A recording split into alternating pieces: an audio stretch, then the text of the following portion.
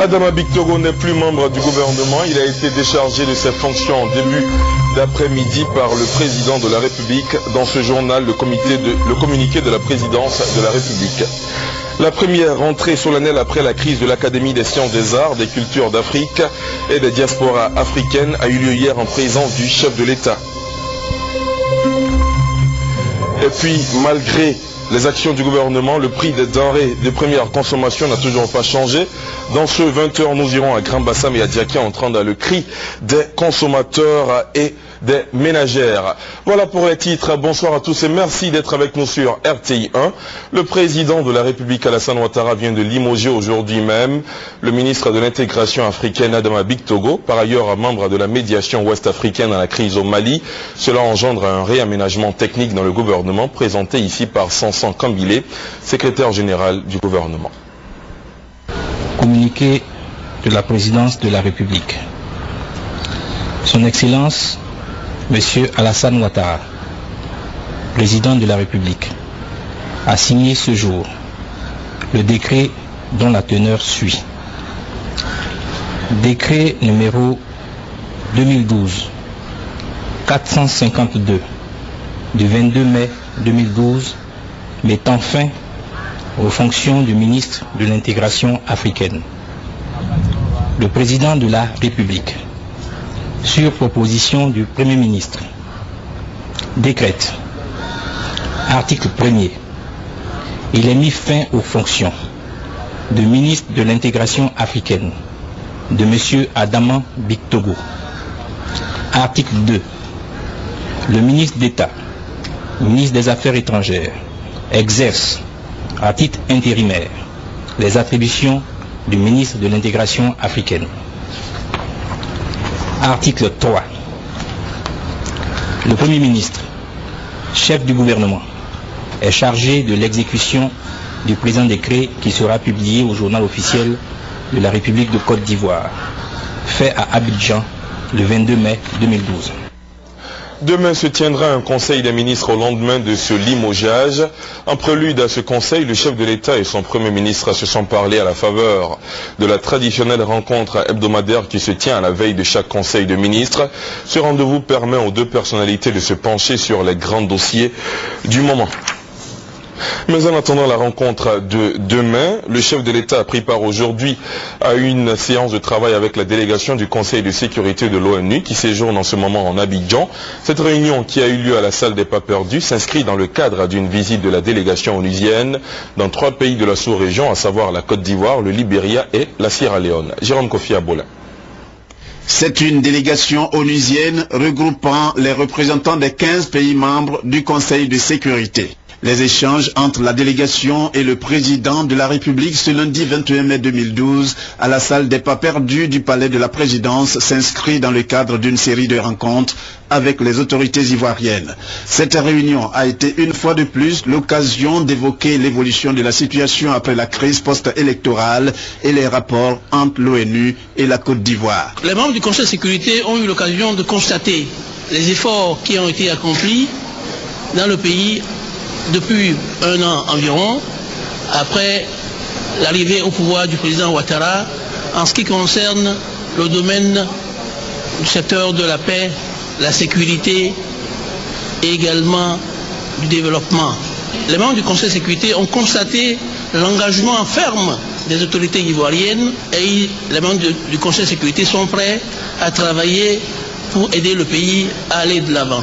Cette visite du Conseil de sécurité est une manière d'exprimer à la fois notre amitié et notre soutien, notre amitié pour le peuple ivoirien qui a connu une longue crise, qui s'est terminée 1 an, presque jour pour jour, avec des milliers de victimes, et aussi une expression de soutien aux autorités ivoiriennes qui, sous la direction du président Alassane Ouattara, se sont engagées dans la reconstruction physique, mais aussi la reconstruction morale de la Côte d'Ivoire. Le ministre d'État, ministre des Affaires étrangères de la Côte d'Ivoire, Daniel Kablan-Duncan, a estimé que ce genre de rencontre est favorable à la Côte d'Ivoire, qui pour lui doit mettre tous les atouts de son côté pour servir d'exemple. La Côte d'Ivoire est heureuse et fière de l'honneur fait par le Conseil de sécurité d'être présent ici en Côte d'Ivoire. Il est toujours bon d'avoir les gens sur le terrain. Les questions abordées ont concerné 3 axes principaux. Le premier axe, ce sont tout ce qui est relatif à la paix et la sécurité. La sécurité est préalable au développement. Paix et sécurité, c'est un élément fort des discussions. Deuxième chose importante, ça concerne la réconciliation nationale. Et troisième dossier important, c'est tout ce qui est relatif à la relance et la reconstruction économique au niveau de la Côte d'Ivoire. En plus des échanges avec les autorités de Côte d'Ivoire, la délégation du Conseil de sécurité de l'ONU au cours de son séjour en terre ivoirienne aura une rencontre avec la communauté des États de l'Afrique de l'Ouest, CEDEAO. Autre audience du chef de l'État, le président Ouattara a aussi reçu hier le président de la commission de la CEDEAO, Désiré Kadré Ouedraogo, est venu rendre compte au numéro 1 ivoirien, président en exercice de la CEDEAO, de sa mission sur la situation au Mali. Jérôme Kofi Abola. Désiré Kadré Ouedraogo, reçu ce lundi 21 mai 2012 par le président de la République Alassane Ouattara.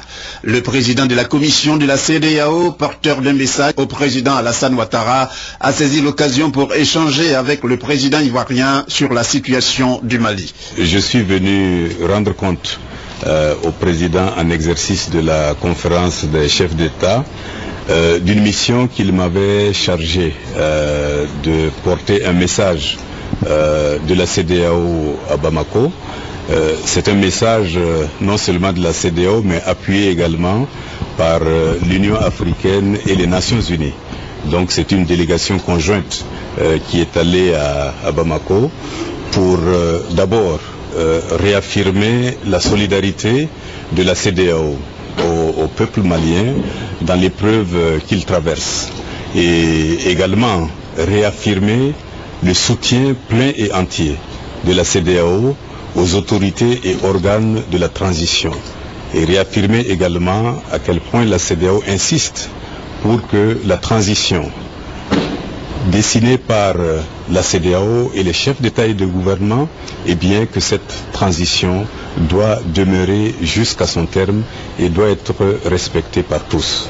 C'est ce message que nous avons été chargés de convoyer, et nous sommes venus rendre compte de cette mission. Pour le président de la commission de la CEDEAO, outre la transition en cours au Mali, l'une des préoccupations demeure la question touareg au nord du pays. Une question qui, selon lui, doit être réglée coûte que coûte pour éviter et au Mali et aux autres pays de la sous-région de connaître des troubles. Toujours concernant la situation au Mali, sachez que la délégation du Conseil de sécurité de l'ONU en Côte d'Ivoire a condamné l'agression du président par intérim du pays, Dioncounda Traoré. Elle appelle à envisager d'autres voies de sortie de crise. Rappelons que le président malien est sorti de l'hôpital hier. Il avait été agressé dans l'après-midi par des manifestants pro-junte. L'autre pays en crise pour qui s'inquiète la CEDEAO, c'est bien la Guinée-Bissau. Plusieurs dizaines de policiers burkinabés sont arrivés à Bissau. Ce sont les premiers éléments de la force ouest-africaine qui se déploie dans le pays. Au total, plus de 600 hommes seront chargés de soutenir la transition. Reportage. Ils sont 140. Ces gendarmes burkinabés embarquent pour la Guinée-Bissau. Avant leur décollage de Ouagadougou, ils reçoivent les dernières instructions de leurs supérieurs, interdiction de commenter la situation politique bissau-guinéenne et respect de la culture locale. Faites très attention. Vous êtes des étrangers, vous arrivez dans un pays que vous ne connaissez pas, que vous n'avez jamais visité.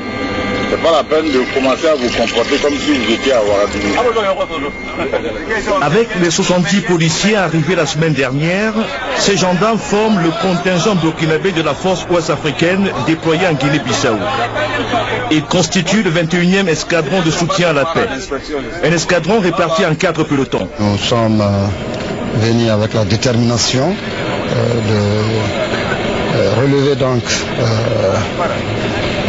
faire flotter haut le drapeau du Burkina Faso. Comme vous avez dû le constater, lire à travers le visage des hommes, le moral est au top. Avec au total 210 hommes, le Burkina Faso est le deuxième gros fournisseur des troupes de la force en attente de la CEDEAO. Il arrive juste après le Nigeria qui enverra 300 soldats en Guinée-Bissau. Cette force ouest-africaine, constituée de 629 policiers, gendarmes et militaires, a pour mission de sécuriser les institutions de la transition. Nous abordons cette mission avec beaucoup de sérénité et les hommes qui vont m'accompagner sur ça sont des gens pétris d'expérience. Décidé au début du mois, le déploiement de la force ouest-africaine en Guinée-Bissau a pris du retard. Le pays ne dispose pas de casernes opérationnelles suffisantes pour accueillir tous les soldats de la force en attente de la CEDEAO. De retour dans la capitale ivoirienne où le président Ouattara a pris part à une réunion du haut comité ad hoc de l'UEMOA, réunion en vue de la présentation au chef de l'État ivoirien du projet de rapport de financement de l'économie des pays membres de l'Union. Le compte rendu de Jérôme Kofi Aboula. Réunion du haut comité ad hoc de l'Union économique et monétaire ouest-africaine UEMOA. Cette rencontre, la première du genre, s'est déroulée à la salle des pas perdus du palais de la présidence en présence du président Alassane Ouattara. La réunion a été consacrée à la présentation du projet de rapport de financement de l'économie des pays membres de l'UEMOA. Le projet de rapport soumis au haut comité identifie 5 axes stratégiques et les actions y afférentes, dont la mise en œuvre permettra de mobiliser davantage de ressources et de les orienter vers le financement des infrastructures économiques et des secteurs à fort potentiel de croissance. Le président de la République Alassane Ouattara, en sa qualité de président du haut comité ad hoc de l'UEMOA, a salué la tenue de cette réunion qui, pour lui, doit permettre de mettre en place un système économique fiable face aux nombreux défis. Le contexte dans lequel évoluent les États de l'Union et les défis à relever pour consolider la paix et la stabilité dans notre sous-région rendent urgentes les actions nécessaires à la création de plus de richesses et la construction de sociétés prospères. Cette vision est partagée, je peux vous l'affirmer, par l'ensemble des chefs d'État et de gouvernement de notre Union. Sur les questions de développement économique et les réponses à apporter, avec une plus grande célérité aux aspirations profondes des peuples au mieux-être. Le rapport que nous venons d'adopter et que je soumettrai à mes pairs lors de la prochaine conférence des chefs d'État et de gouvernement de l'Union est un premier jalon qui servira à poser des actes concrets dans le sens de l'amélioration des conditions de financement des économies de l'Union. Bien que cela ne soit pas le sujet central de cette rencontre, il me paraît important de prendre en compte dans nos réflexions les menaces que constitue la crise financière dans la zone euro, ainsi que la volatilité des prix de certains produits de grande consommation et leur incidence sur la cherté de la vie dans notre Union. Le projet de rapport de financement de l'économie des pays membres de l'UEMOA a été présenté pour adoption. Le rapport sera sur la table lors de la conférence des chefs d'État prévue le 6 juin prochain à Lomé, au Togo. Je vous le disais en titre, l'ASCAD, entendez Académie des sciences des arts, des cultures d'Afrique et des diasporas africaines, a effectué hier sa première entrée solennelle de l'après-crise.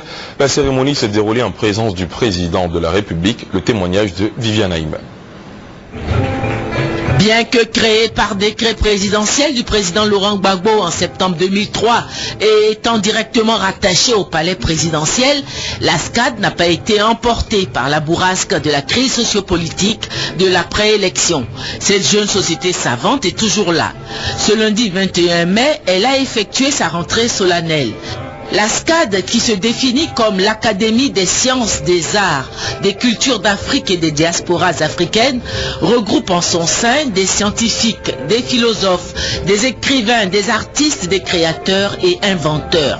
Ils étaient plus d'une trentaine à prendre part à cette cérémonie. Il faut préciser que sur les 50 membres nationaux permanents qui ont été nommés par décret présidentiel à la création de l'Académie, on compte à ce jour 11 académiciens décédés, dont le plus récent, et le professeur Zadi Zaourou. La SCAD continue de bénéficier de son statut spécial d'organisme public rattaché à la présidence de la République. De ce fait, cette rentrée solennelle était placée sous la présidence du président de la République qui a accepté d'honorer de sa présence cette cérémonie à la grande joie de ces académiciens qui lui ont longuement exprimé leur reconnaissance. La SCAD est honorée et fière de votre présence, dira le professeur Kwakoun Guessan François, avant de céder la parole au président de l'Académie, le professeur Barthélémy Kochi, qui à son tour a exprimé au nom de tous ses remerciements au président de la République. Je voudrais vous exprimer notre profonde gratitude pour cette délicate marque d'attention. La rentrée solennelle de la SCAD est un moment fort dans la vie de notre institution. Chaque année, nous renouvelons ce rituel pour faire le point de nos activités et surtout marquer le point de départ de notre programme de travail pour l'année à venir. La SCAD, ajoutera le professeur Barthélémy Kochi, qui a pour mission de promouvoir les sciences, la culture et les arts, compte à son actif des réflexions sur plusieurs sujets d'ordre social, notamment sur le drame des déchets toxiques, sur l'école, sur l'environnement. Il a émis le vœu que les efforts de réconciliation nationale conduits par le président de la République soient couronnés de succès. Nullement étranger à cette société savante à laquelle il avait rendu une visite le 20 avril 2009 alors qu'il était encore leader du parti politique, le président de la République, Alassane Ouattara, a tout d'abord exprimé une pensée pour le professeur Aris Memel Foté, premier président de la SCAD décédé, et pour tous les défunts de l'Académie. Poursuivant, il a dit la considération qu'il voue à la SCAD et à la mission qui lui est assignée. Il a invité les académiciens à participer également à la dynamique de réconciliation nationale. Le professeur Aris Memel Foté, un intellectuel respecté en Côte d'Ivoire, en Afrique et dans le monde, et à qui je dois personnellement beaucoup, car grâce à sa visite à mon domicile en 2009, il m'a permis d'éviter une très grave erreur que je ne préciserai pas. Je demeure en effet persuadé que les académiciens peuvent continuer à servir leur pays et constituent des modèles à suivre pour les jeunes générations.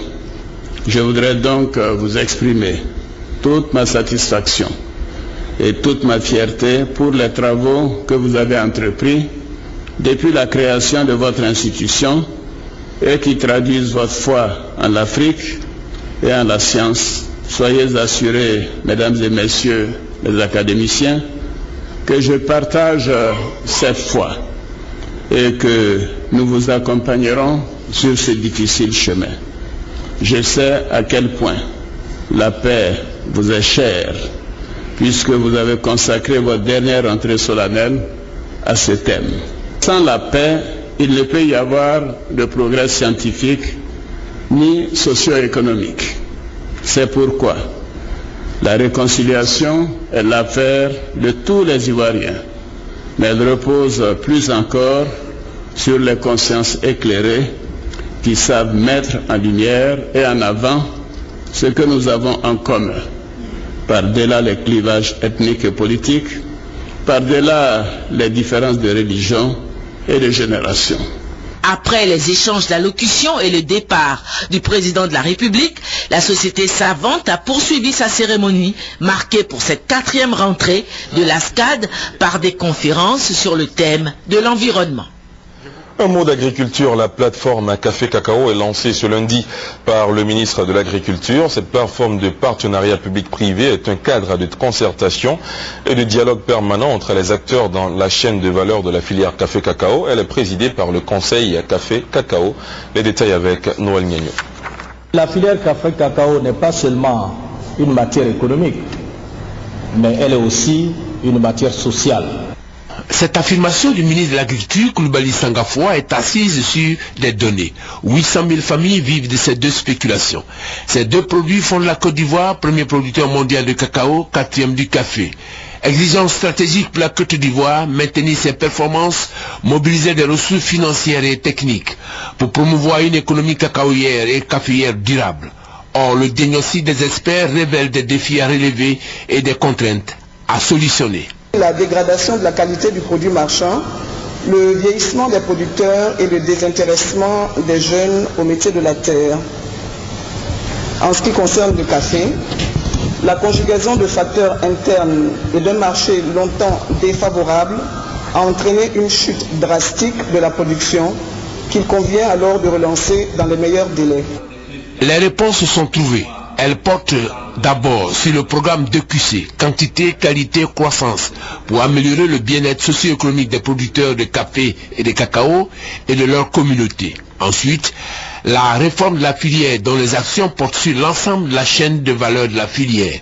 Production, commercialisation, fiscalité, financement, transformation, valorisation des productions, organisation et la professionnalisation des producteurs. Pour la mise en œuvre de ces réponses, une conjugaison des efforts est nécessaire entre l'État et le privé. La raison. L'État seul ne peut pas tout faire. Et ce n'est d'ailleurs pas de la vocation de l'État de tout faire. Comme le secteur privé, en aucun moment et en aucune circonstance ne peut se substituer à l'État. La solution, la plateforme partenariat public-privé, un cadre de concertation et de dialogue permanent entre les acteurs impliqués dans la chaîne de valeur. Depuis ce lundi, Coulibaly Sangafoua a donné le top départ. Et la mobilisation de tous les acteurs de la chaîne est le témoignage vivant de ce que la solution est à propos. En économie, la 9e édition du MABEF, le plus grand marché financier de la sous-région ouest africaine, a ouvert ses portes aujourd'hui à la caisse de stabilisation au plateau. Durant 4 jours, le public aura l'occasion de se frotter au secteur des banques, des assurances, de la microfinance, de la monétique et des TIC. Plus de 35 000 personnes sont attendues, nous dit Alexis Ouedraogo. Le marché des assurances, banques et établissements financiers, MABEF, a ouvert sa 9e édition ce matin à la caisse de stabilisation du plateau. Les entreprises, banques et établissements financiers se feront lucarne pour présenter au public leurs produits et services très souvent méconnus. Il s'agit de soutenir les établissements financiers, les banques, les assurances, pour que d'ici 2020, le taux de bancarisation soit des niveaux acceptables au niveau de la Côte d'Ivoire et même dans l'Union. Donc il s'agit de faire en sorte que les produits financiers, les produits bancaires soient accessibles à la plus grande partie de la population. Le MABEF 2012 donnera aussi l'occasion à des expositions-ventes, des conférences-débats, le tout chapeauté par un dîner gala vendredi. Véritable outil de développement, ce marché entend offrir un cadre d'échange pour la promotion et l'accessibilité des services financiers en vue d'accroître leur taux d'utilisation par les populations. Le gouvernement a annoncé des mesures pour le rabais des prix de certaines denrées. Malgré cette volonté, rien n'a changé dans certaines villes. C'est le cas de Grand Bassam et à Diaké où le prix des denrées de première consommation n'a toujours pas changé. Le cri de cœur des ménagères et même celui des commerçants de ces deux villes dans le reportage de Thérèse Tapé-Yoboué. C'est le pays qui est cher. Il n'a qu'à revoir là-bas. Nous qui sommes en bas, il n'a pas de problème. Nous sommes au marché d'Adiaké. Ce cri de détresse est poussé chaque jour par les ménagères, et ce, malgré le combat du gouvernement contre la vie chère. C'est qu'aucun prix de denrées alimentaires n'a diminué. Pas même le prix du riz de grande consommation, pour lequel l'État a signé un protocole d'accord avec les commerçants. Ce constat est le même à Grand Bassam. Par exemple, le prix du riz de grande consommation reste inchangé. Quant au riz de luxe, son prix est à la hausse. Le sac de 21 500 est passé dans certaines boutiques à 22 000 francs. L'aberration dans ces deux villes, c'est la flambée des prix des produits vivriers locaux comme le poisson, la banane et le manioc.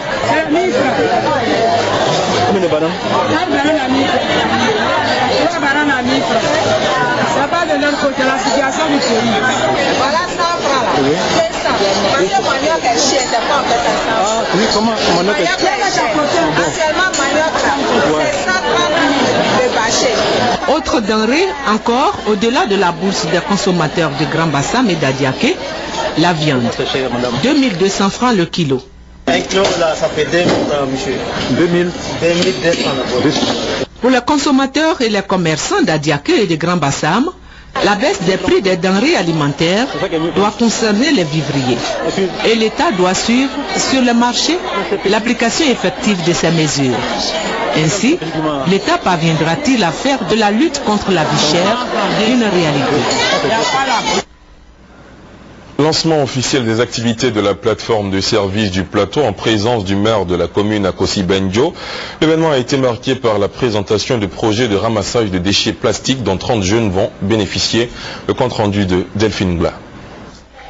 La plateforme de service du plateau a décidé de faire de la lutte contre le chômage des jeunes son cheval de bataille.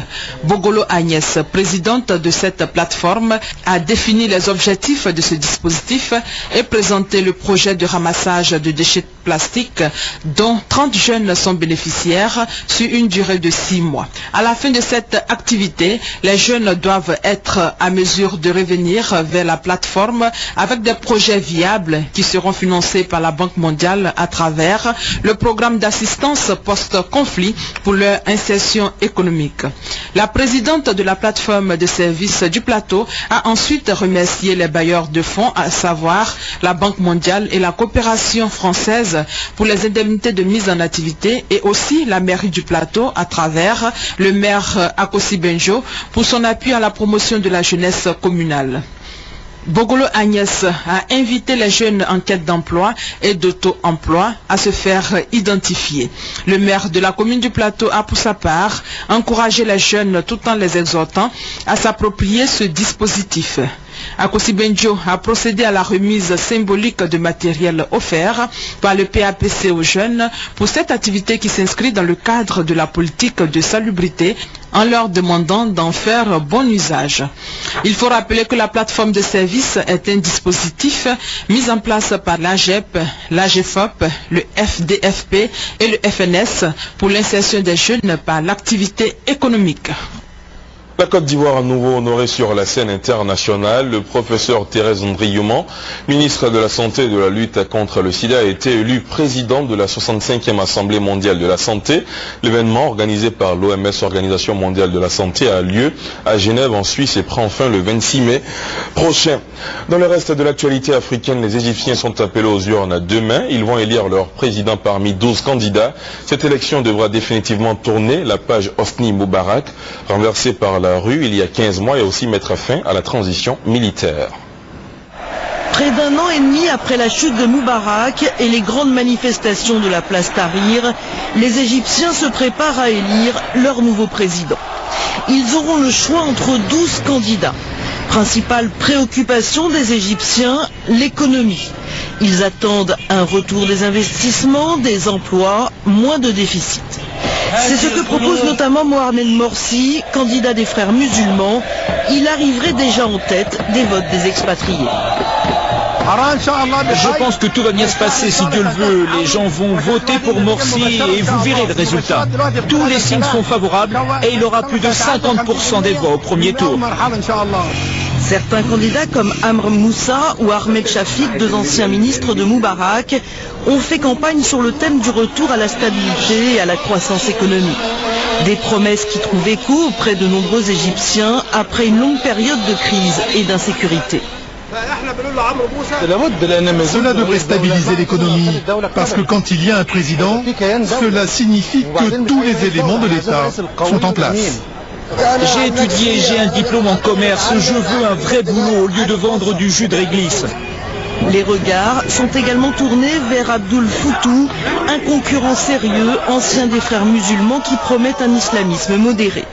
Quel que soit le résultat, les Égyptiens devront s'armer de patience avant de voir leur situation économique véritablement s'améliorer. Un mot de sport pour terminer. Didier Drogba et Chelsea, c'est fini. L'international ivoirien quitte définitivement le club anglais. L'annonce a été faite en début d'après-midi aujourd'hui même. Arrivé à Londres en 2004 en provenance de l'Olympique de Marseille, Drogba aura tout gagné sous le maillot de Chelsea, la Première Ligue dont il a fini 2 fois meilleur buteur, la CAP, mais aussi la Coupe et la Ligue des Champions. Il a inscrit 157 buts en 347 matchs sous le maillot des Blues. Pour l'heure, sa destination reste inconnue, mais Didier pourrait atterrir selon certaines indiscrétions en Chine, au Barça ou au PSG. Voilà, c'est la fin de ce journal. Merci infiniment de l'avoir suivi. Demain 20h, vous avez rendez-vous avec Abiba Dambélé Saoué. Excellente suite de programme sur la chaîne qui rassemble. Bonsoir.